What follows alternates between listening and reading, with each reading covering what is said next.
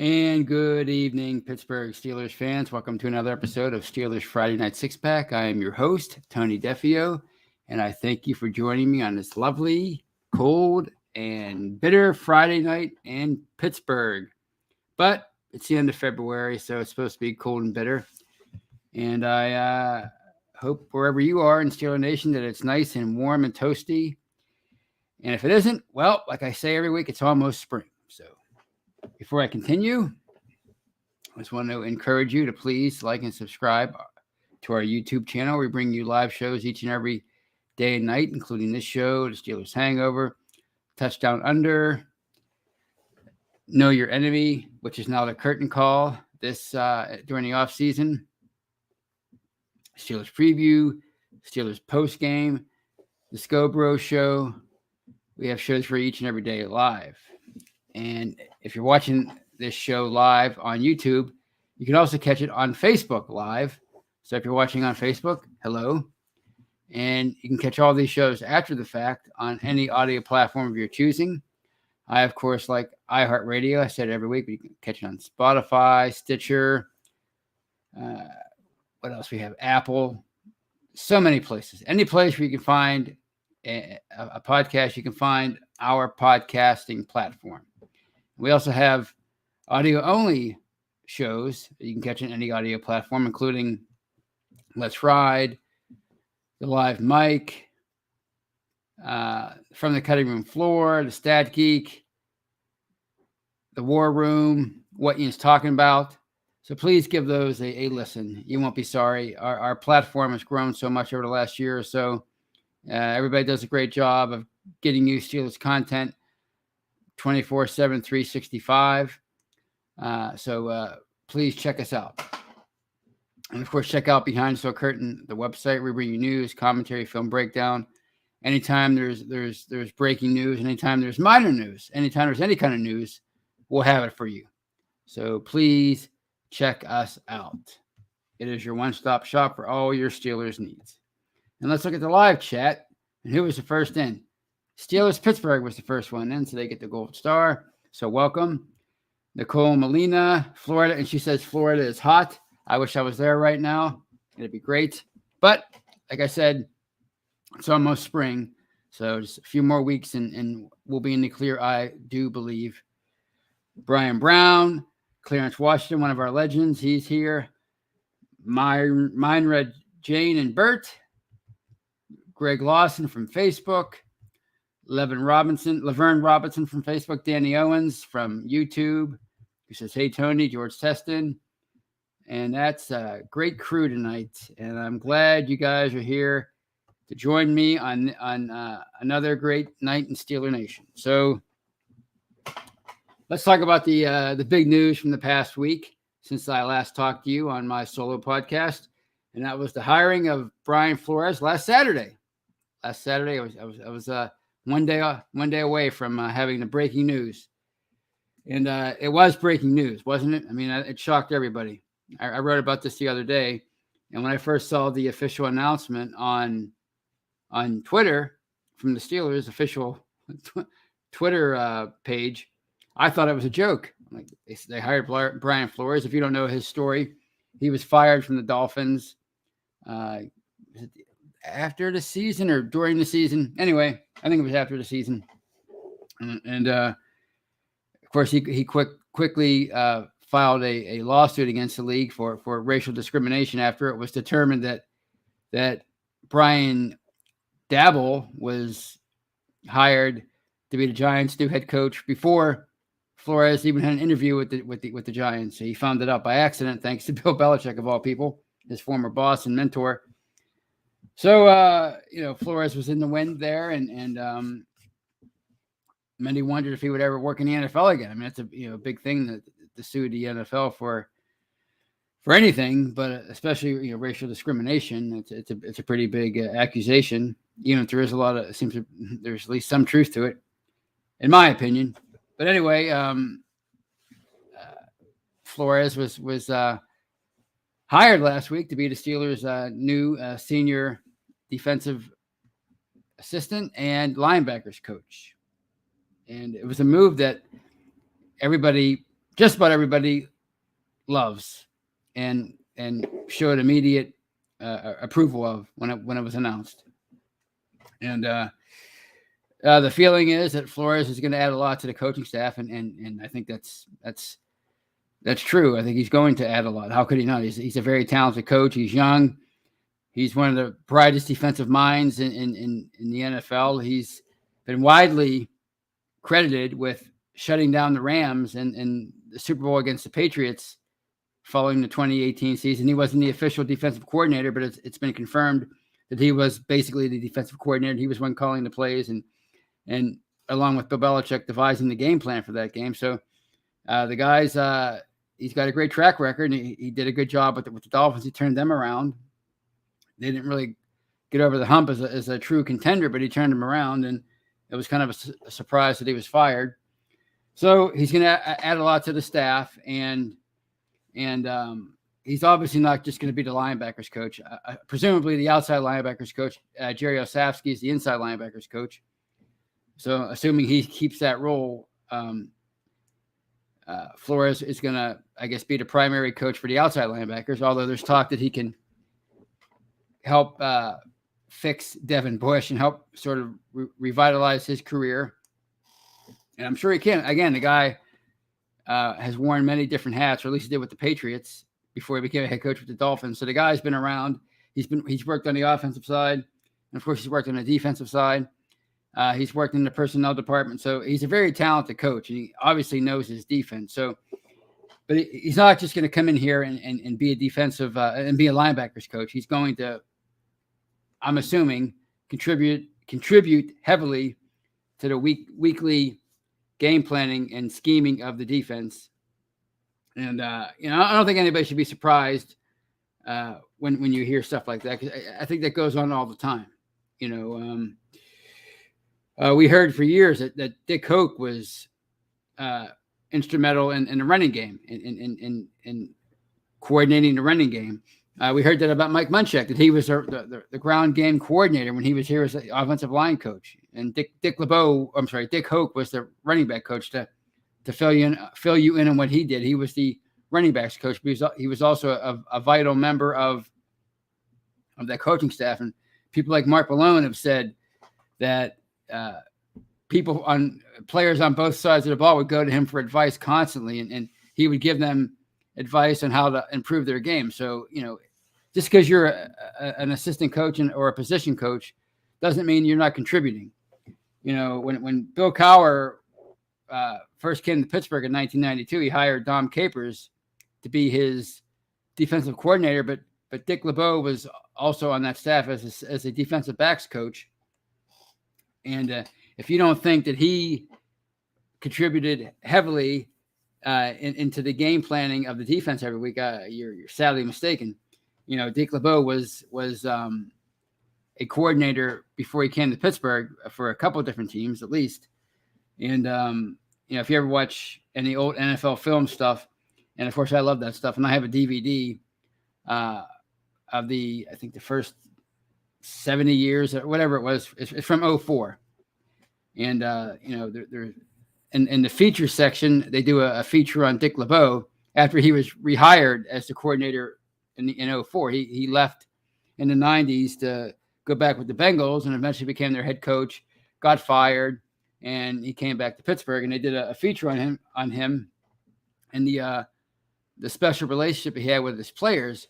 And Kevin Green, the late great Kevin Green, he was interviewed for this NFL Films feature, and he talked about when Dick LeBeau became the coordinator in 1995, I think. Yeah, 1995, after Capers left to be the head coach of the Carolina Panthers. Kevin Green talked about one of the first meetings that he had with the defense, and he said, "You remember all that zone blitz stuff?" He said other words, but that zone blitz stuff that you guys have been using the last couple of years has been highly successful. That's mine. And we're going to do a heck of a lot more of it now that I'm the coordinator. In other words, Dick LeBeau was the guy who helped to invent the zone blitz defense, and he helped contribute to that to Don Capers Dom Capers' game plan when he was a coordinator here. So, to think that Flores isn't going to be a major contributor to the defense is crazy. Of course, he's going to contribute with Terrell Austin and Mike Tomlin in devising the game plan every week for defense. So I think it's an exceptional move, and it really does, as the title of the show suggests, it changes the perception of the coaching staff because, people were very critical of the Steelers for weeks after the season because of the internal promotion of Austin as coordinator of the defense. And, of course, Matt Canada last year was promoted to offensive coordinator after Randy Fichtner was fired. So, the belief was that Mike Tomlin only wanted to surround himself with yes men, and at the Rooney family, Art II, they were cheap, and they didn't want to bring in any big time names from the outside. And the team as a whole was going to suffer because of that, because the coaching staff was made up of people who weren't quite as accomplished as coordinators and position coaches on other teams. But bringing Flores in here immediately changes that perception. Like I said on the Hangover on Monday with Brian and Shannon White, it's like having, like I said just now, it's like having Dick LeBeau as your secondary coach. It's like having Mike Munchak, a former head coach, as your offensive line coach. So it's going to be huge. And, if you have three bright minds heading the defense, three former coordinators on defense and two former head coaches, I mean, gosh, provided they have they fix some of the issues with the personnel, on defensive line, secondary. Obviously, they have question marks in a few different places on defense. Provided they address those accordingly, it can only help, because great defensive minds get the most that they can out of great defensive players. So hopefully they can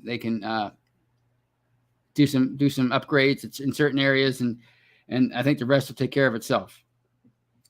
I'm fairly confident that, even if Mike Tomlin continues to call the plays, which is pretty much not a secret anymore, the scheming and the game planning is not going to be just Mike Tomlin. It's going to be Mike Tomlin. It's going to be Terrell Austin. It's going to be Brian Flores. And I'm pretty sure Tomlin is going to be open to input from those guys during the game.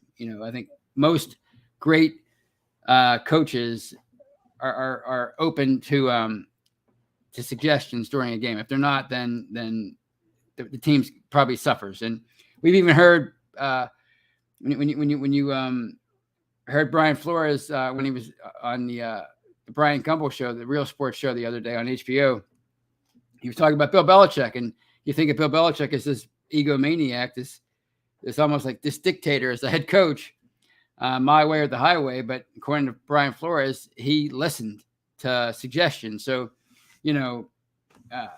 Mike Tomlin, he's a great leader. We all know that. We all know that, regardless of what you think of his abilities to scheme and the X's and O's and time management and all those things that he always gets criticized for, I think, and everybody will be in agreement, at least I would assume, that he knows how to manage people. He knows how to manage people, both his players and his coaches, and whoever else he has to manage as the head coach of the Steelers. So I don't think he'd have that great reputation if he was just somebody who did not want to listen to anybody but his own thoughts and own ideas. So I think this hire is going to be fantastic. So I'm really excited about it. And it's going to be interesting to see what this leads to as far as personnel, with the draft coming up, with free agency coming up, how much influence having Flores on board is going to have for that. Is he going to, are they going to bring in players to sort of, fit a different, sort of not really change the direction of the defense, but maybe tweak it a little bit. We'll see. It's going to be pretty interesting. And speaking of free agency and the draft and all that, and hiring coaches, I think last Saturday's hire was another example of the NFL season just never stopping, never being over. And as it pertains to the Steelers, even when you think they're down to nothing, they're always up to something. I mean, that's saying, right? And, as fans and in the media, we tend to get impatient when it comes to the moves that they make, like we did with the coaching staff until the Flores hire. But, just because we don't see anything happening, just because we don't hear rumors of anything happening, doesn't mean that they're not working on something. And yes, Flores kind of fell into their lap, and he called Mike Tomlin to ask for advice, for counsel, how to proceed, after filing the lawsuit and being without a job. And that kind of led to this hire. But just because it's sort of they fell, just because Flores fell into the Steelers' lap, doesn't mean that they didn't have to take initiative and get this deal done. And it's kind of like what happened with Joe Hayden in 2017. He was cut by the Browns, and they immediately swooped in and made a deal, and it made their defense that much better. So the point is, and this will hopefully people will keep this in mind at the beginning of free agency, but I doubt it.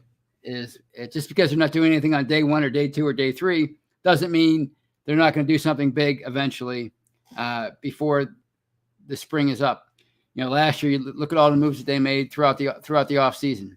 They didn't do a whole lot at the beginning of free agency, but by the end of the summer, they had made a lot of significant moves, signed some people, made some trades. They didn't all work out, but they addressed many areas of their team by the time that the season started. So, the off season, free agency doesn't end just because the first or second big wave ends in March. It's going to be ongoing until training camp's over, and even during the season. So Kevin Colbert, and sometimes you roll your eyes when he says this stuff, and like, we're always evaluating players, we're always looking to improve, and you're like, okay, whatever you say, Kevin, why aren't you doing anything? But this is just another example. The Flores hire is just another example that they are always looking to improve, and their timetable is a little bit different than ours. We want it done right away. We want it done just like that. Whereas the way the Steelers tend to do things is they kind of sit back and kind of let things come to them, like one of those Texas Hold'em poker players that folds a lot, but they know when to play a certain hand. They know when to play a good hand. They know when to be aggressive. They know when to hold them and when to fold them. That, like the song says. So I'm excited to see what's gonna go on this spring with free agency. It's like I said last week. This is the first time in the modern era, really, since social media and everything, that they're going to have a lot of money to play with, and they're going to have fans really anticipating. But like I said in my last article, don't go crazy if they don't do anything right away. But they're probably going to do something this year significant because they have the money to do it. So maybe they'll make a few significant moves. Maybe there'll be free agent winners for a change, for whatever that's worth. I mean, there are a lot of teams that get branded, the free agent winner by ESPN and all these other outlets. And when the season starts, they're down and out losers. So, but if it brings some excitement this spring, then I guess that'd be a good thing. But I trust that they're going to be more about making pragmatic and smart moves than they are about making a splash. I don't see them making a big splash. That's just not how they do things. Not unless that splash also coincides with it being a smart football move. So we'll see what happens. And that's all I have to say about the Brian Flores hire. I'm very excited about it, as are a lot of people. So, and just to touch on some things that not a lot of people are saying, but somebody brought this up on Twitter. Ben Anderson, he made a great point. Who works for another site, he's a really good Steeler mind, and he said, before when Flores was out there, before he was hired, fans said, "Oh, we got to get Brian Flores in here," and then when they did, some people were saying, "Oh, it's just an affirmative action move by Tomlin. It's just a move to prove a point about the social injustices happening with coaches." So people were mad about that, even if it was true that's why Tomlin did this, to make a statement. They got a great coach. So isn't that the bottom line? So it's just funny how that went. So that the opinions changed on it for some reason because of the perception of why Flores may have been brought in here. But regardless of why he was brought in here, it's a great football move. And that at the end of the day, that's what you want them to do, make great football moves. And this was certainly the case with the Brian Flores hire. So it's only February, so there's a lot of time between now and training camp. So there's going to be a lot of talk and speculation of what he can do for them this year. But I can't imagine it not being I can't imagine it not being a good move. So we'll have to wait and see on that.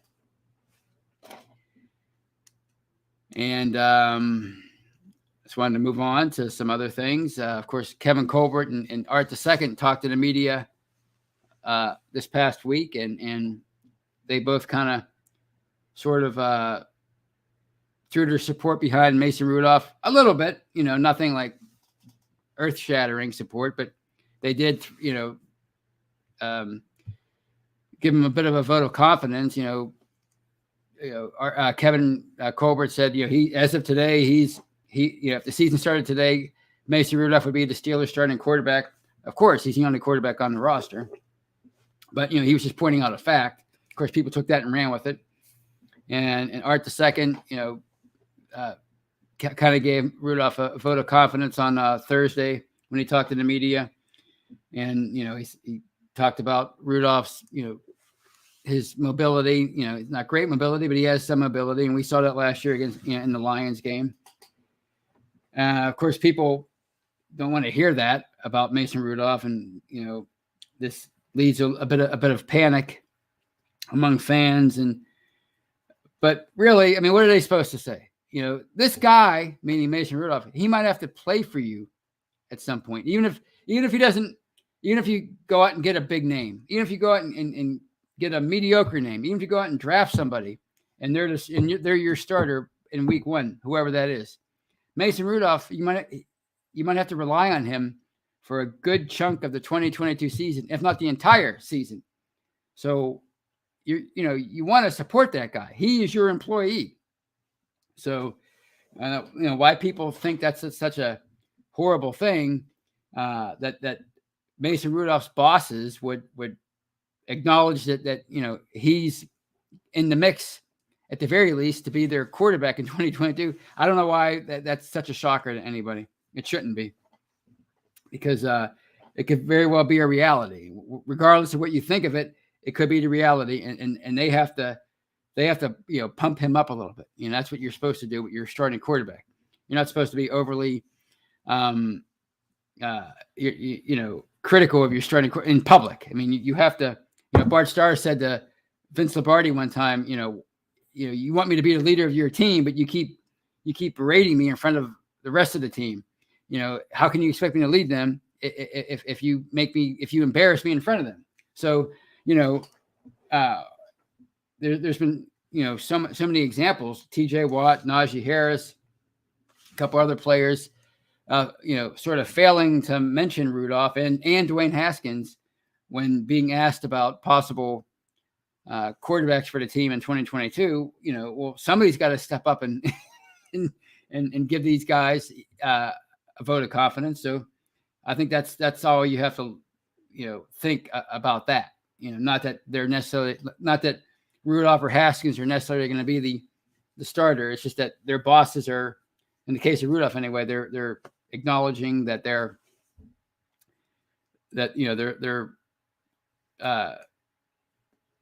they're showing some confidence in him, which I think is a good thing. And the reason why I think it's a good thing is because I don't think anybody else is showing much confidence in Mason Rudolph. I mean, if you listen to the media and, of course, the fans, I mean, the guy, he's already probably the most hated Steeler, which is so funny because, we talk about what happened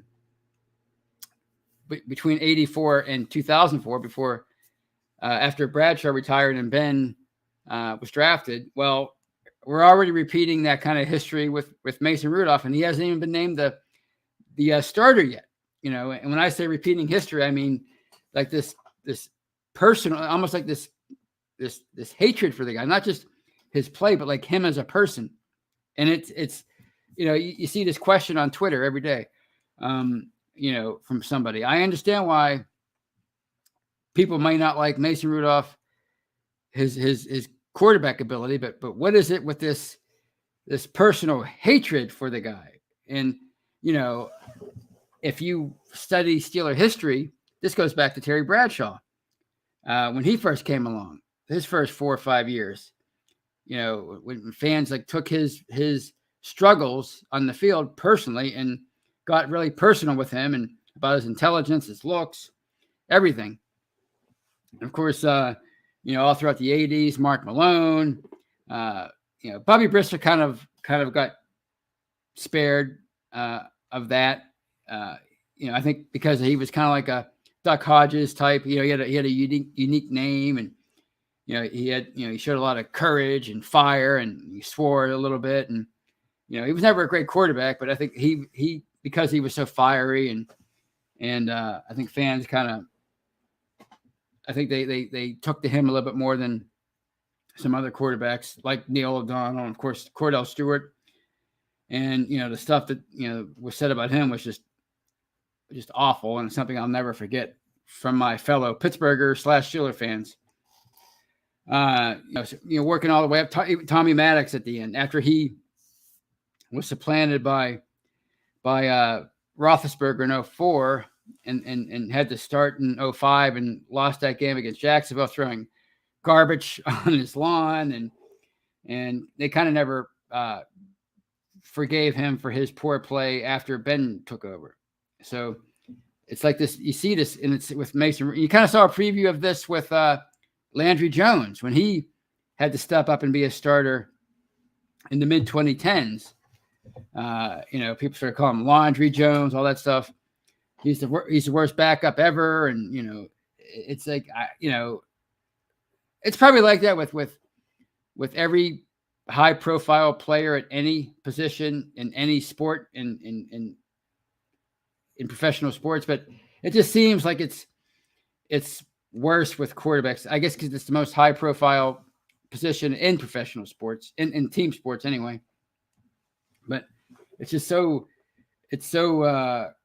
funny that it's like that. Like, I argue with people on Twitter, like, I'm not going to use the exact words they use, but Mason Rudolph's a jerk. I'm like, based on what? Like, he's just a jerk. I just think he's a jerk. But why? Look, we could disagree on why I think he's a jerk, but I think he's a jerk, and that just doesn't make any sense to me because he's never really done anything to earn that reputation. I mean, he hasn't been the greatest quarterback. There's no denying that. But I mean, they post, his picture gets posted online and people make fun of his looks. He posts an Instagram picture with his girlfriend and people make fun of that. Like, it's so crazy. I mean, this guy might, wind up being a great quarterback for them, or at least a really good, competent quarterback for them. And, I mean, this is the stuff that gets put in books 20 years later, like how the fans treated me. They were so mean to me. And there's going to be no way to deny it. Because it's true. People always talk about, oh, I have, on Twitter, I'm saving the receipts from the haters. Well, it's going to be, all those quote unquote receipts are going to be readily available. If social media is still a thing 20 years from now about the feelings for Mason Rudolph. I mean, I doubt that he's going to, evolve and become the quarterback that they need him to be. But I mean, if it happens, what a story that would be, wouldn't it? And that's why we watch sports. So That's all I want to say about Mason Rudolph. And I just had one more thing to talk about, and that's the USFL and the Pittsburgh Maulers. And I just I was kind of excited when I found out that the USFL would be coming back, and then the Maulers would be part of it. And I knew it wouldn't be like it was in the 80s, where they were almost a legit rival to the NFL. In fact, they were a legit rival, and they were costing the NFL ratings and players, draft picks. I knew it was going to be like that, but I was kind of excited that the Maulers would be back. But I thought that they would be playing here for some reason, whether probably not at Heinz Field, but I kind of figured they might play maybe at Highmark Stadium or some other college stadium, like where Robert Morris plays, where I don't even know where they play, Duquesne, something like that. But I found out, I think it was last week or the week before, that all the games are going to be played in Birmingham. Like all 8 teams are going to play in Birmingham.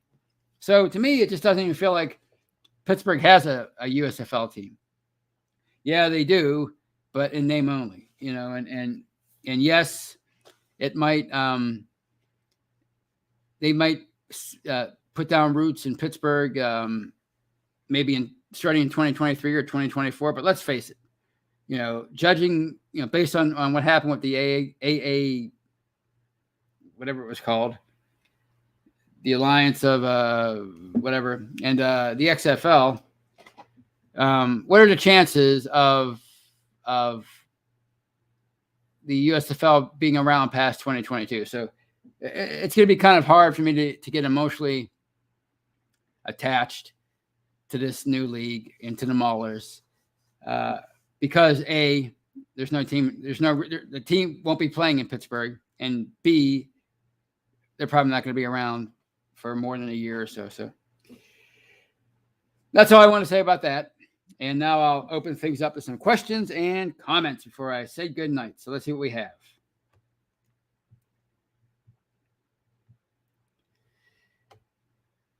New comments. I got to scroll down. So bear with me out there. And oh yeah, Steelers Pittsburgh says Todd Haley is the head coach of one of the teams. I mean, that'd be exciting if he was the Maulers head coach, or if they would have drafted one of these kind of journeyman quarterbacks, like even a Johnny Manziel. I mean, that would have been great, just for the headlines. And what if he really did a good job? Oh my gosh, does it make sense for the Steelers to take a flyer on Johnny Manziel? That kind of thing. It would have been interesting, but they signed somebody named Kyle, or they drafted somebody named Kyle Lawlett or whatever. I never heard of the guy. Yeah. George Teston says that's done playing. I think it is. I think, I realize there's probably financial reasons why, it's not, you can't just snap your fingers and rent stadiums, so there's probably, financial reasons, but still, you have all 8 teams playing in one city, and you got a North Division and a South Division. It should be like the Birmingham Division and the Birmingham Division. It's really what it is. But whatever. Maybe it'll work, and maybe by next year all these teams can go play in their cities that they supposedly represent. But I think it's the 3rd time now in recent memory that they're trying to get a secondary football league started, and this is the one I was most excited about. And then I find out that there won't even be, because I was looking forward to going to some games, getting cheap tickets. So when the Pittsburgh Power was here, the Arena Football League, about 10 years ago, I'd go to games all the time. It was cheap, like $10, $15, $20 for a ticket. It was great. And it was, the football wasn't all that great, but it was exciting. It was fun. And I was hoping that would be the case this year, but oh well, that's okay. And this one from Brian Brown. How much will Minka cost the Steelers? What's the pay grade for safety in the NFL? I'm guessing, I don't really have a number. If I had to guess, it'd probably be around, I'd say 15, 20 million, thereabouts. As far as guaranteed money, I'm guessing maybe half of what TJ Watt was what he got 80 million, so probably about 40, 45 million. If you're going like a 5-year contract, say 5 years for say 60 million, or 4 years, 60 million, I would say maybe, and 40 of that guaranteed. It's gonna take up a good chunk of the salary cap. Not that they don't know how to, circumvent those kind of things, through restructures and as we saw last year, voided years. So we'll see what happens. But I'm thinking about 50 million. You got to think of what did the players last year, the top safeties, with contracts that they signed, and then you take it from there. You add a little bit to that because everybody wants to make more every year. Everybody wants to make more than the guy did last year. So Jared Devil says whatever it takes, the Steelers need to sign Minka. I agree. I mean, he's a fantastic safety, maybe the best free safety in the NFL, maybe the best safety period in the NFL. He's a really fantastic talent, and you can say what you want about the Steelers trading away that first round pick in 2019, but I mean, can you imagine them getting back anybody better than Minka? So yeah, they need to get him in the fold. He's TJ Watt, Cam Hayward, Minka Fitzpatrick. They make that defense go. They're already down possibly Stephon Tuitt for good. Who knows about Alu? Devin Bush is he's obviously an unfinished product. So they're going to have to figure out a way to get Minka signed, and I have no doubt that they're going to get him signed. I mean, there was all that angst last year about TJ Watt, and they got him done really at the 11th hour before the season started. So, if you don't see anything getting done right away, it doesn't mean it won't get done. It just means it might take the entire offseason like it did with Watt last year. So, yeah, Eric Dove says of the USFL, it's going to be like a farm league for the NFL. Yeah, I mean that's been the plan for really, even if they didn't have a direct tie to the NFL, it's been the plan for the alliance. I always forget the name of that, the acronym, and the XFL, and now the USFL. The plan is for them to unearth talent that was overlooked by the NFL, or maybe sort of ran out of chances in the NFL, and they get a second chance in this league. That's the goal. I mean, it'd be really fun, like we talked about on Monday, if a league came along that could actually rival the NFL. It'd just be fun. It'd be fun. I'd still be a loyal NFL fan, but I'd love to see that kind of thing happen. But it's a much different world now than it was in the early to mid '80s, and I don't think there's enough of a pie when you're talking about how divided the entertainment pie is for TV. I don't think there's enough of a pie to get networks to bite on a huge television contract for a rival league, or for a bunch of billionaire owners to step up or a bunch of billionaires to step up and buy these teams and have the resources to compete with the NFL. It's not like it was in 1983, 84. You have, the NFL's the top television prize, but even that, their ratings are the best. But if you get another league in there, it would cut into those kind of ratings. And I'm not sure anybody would let that happen now.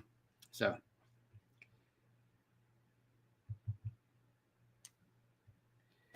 And Brian Brown asked, should the Steelers take a middle line, inside linebacker with the number 1 pick? I mean, I think it's certainly it's certainly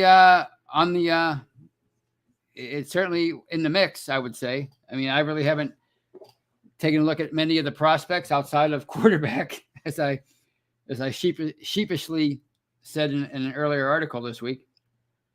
But yeah, and it's not even just to replace Devin Bush. It could be to have somebody play alongside him. I mean, I think that's certainly on the table. Defensive line's on the table. Offensive line, of course, is on the table. Cornerback is on the table. Yeah, I mean, there's a lot of areas they could go with that number 1 pick. and inside linebacker is definitely one of those areas. So yeah, I mean, if the value and is there at 20, then yeah, I mean, if they feel that that this guy could be a help the defense and be a game changer, then I see no problem with that.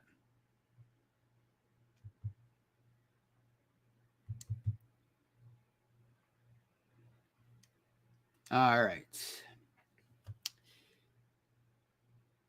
What else we have here? Evgeny Crosby says the USFL will last one season. That's probably where I'd put my money, one season. Who knows? Hopefully it will last longer, but but the odds are that it that it won't.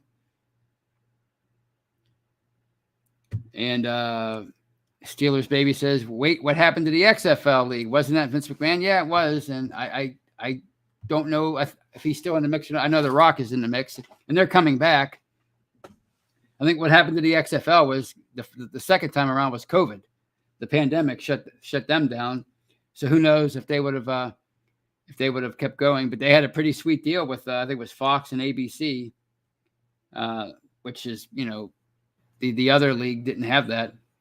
But that's what happened the last time. The first time around, it was just a farce, basically, in 2000, the He Hate Me era. And, they had Jesse the Body and doing color commentary when he was still the governor of Minnesota. It was just a big old joke. And it was basically wrestling on a football field. But the second time around, they were trying to become more. They were trying to be more legit. But then the pandemic hit, and then everything had to fold. They had to fold up their tents, for, so to speak. So we'll see what happens the third time around, I guess.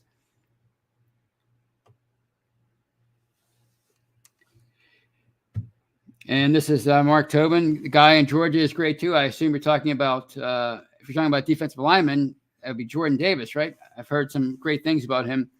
But the way it goes with a defensive lineman, if he's already getting that kind of buzz, he won't be around the 20. I mean, those defensive linemen are coveted. Those guys who can dominate at the line of scrimmage, get to the quarterback, stop the run, whatever. So he's gonna be gone. He says it's a linebacker. I don't know. Is that who Jordan Davis? I thought Jordan Davis was the lineman, but I don't know. There's plenty of time to study the draft between now and April. Clarence Washington says number one pick will either be a quarterback or an O lineman.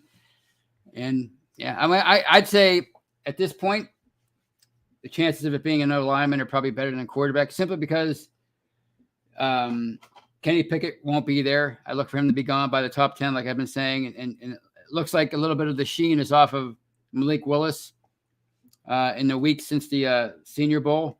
Although the combine and the pro day might change that before the draft. But it looks like he might be a candidate now for an early second-round pick. Who knows? Then again, he might be, by the time the draft rolls around, his stock might start rising again, and he might go in the top 15.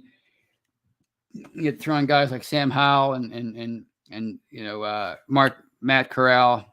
So it's still early, but I'd say lineman is probably a better bet at this offensive lineman at this point. Clarence Washington, another one, says Flores should help Highsmith as well. That's a good point. Clarence. He's here to resurrect Devin Bush, or that's one of the reasons why he's presumed to be here. But obviously, Alex Highsmith, he could. I mean, you saw what Mike Munchak did with Marcus Gilbert, who was a second-round pick. He took him from being like an average lineman and making him one of the best right tackles in the NFL. Flores, not that Highsmith has been struggling, but he could maybe take him from a budding young player into a superstar on the level of a Bud Dupree when he left here. And if he can do that, wow. You talk about a shot in the arm for that defense, for that pass rush, for TJ Watt and giving him some help. So yeah, that's a great point. And it's another thing we have to keep our eye on is mini camp and training camp approaches.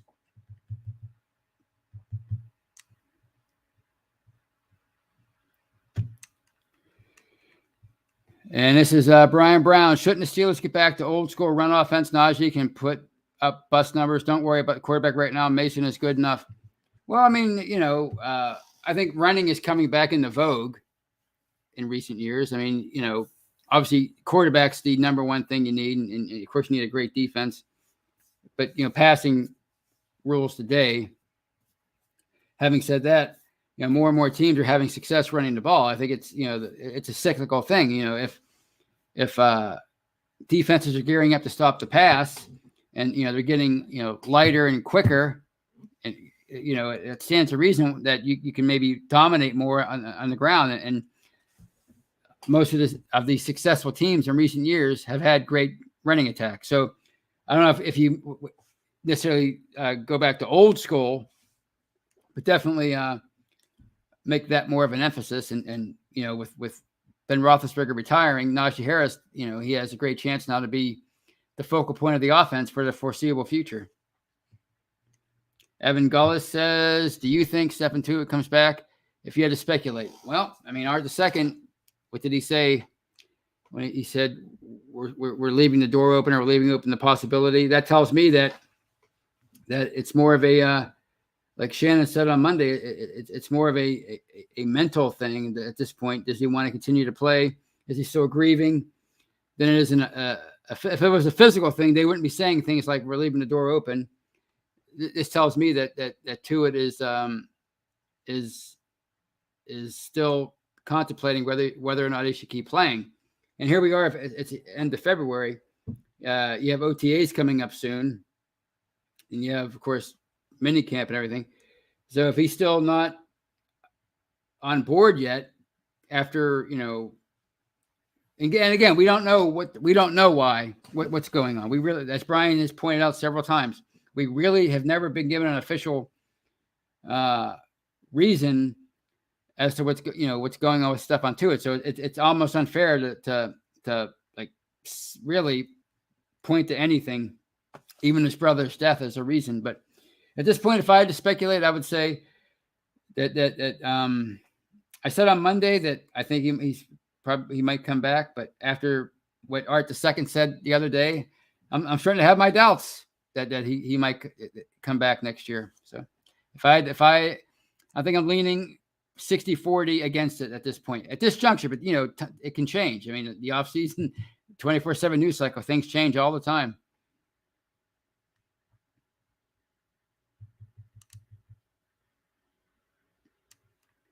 This is Brian Brown again. Najee made the Pro Bowl with no O-line. Imagine if he had one. That's right. Yeah, I mean, he had some tough yards last year. His yards were tough to come by, but he had one heck of a rookie year. So if they can spruce up that line, he's going to be a superstar. So on that note, I'm getting up against it. I think I'm going to call it a night. It was fun talking to you all. It was a nice spirited show, nice groovy, calm show. And I hope you have a great weekend. And who knows what kind of news I'll have to talk about on Monday with Brian and Shannon. And certainly by the time next Friday rolls around, news never stops in the NFL with the Steelers, everything. So who knows what we'll be talking about next week. But until I talk to you on Monday, you have a great weekend and go Steelers.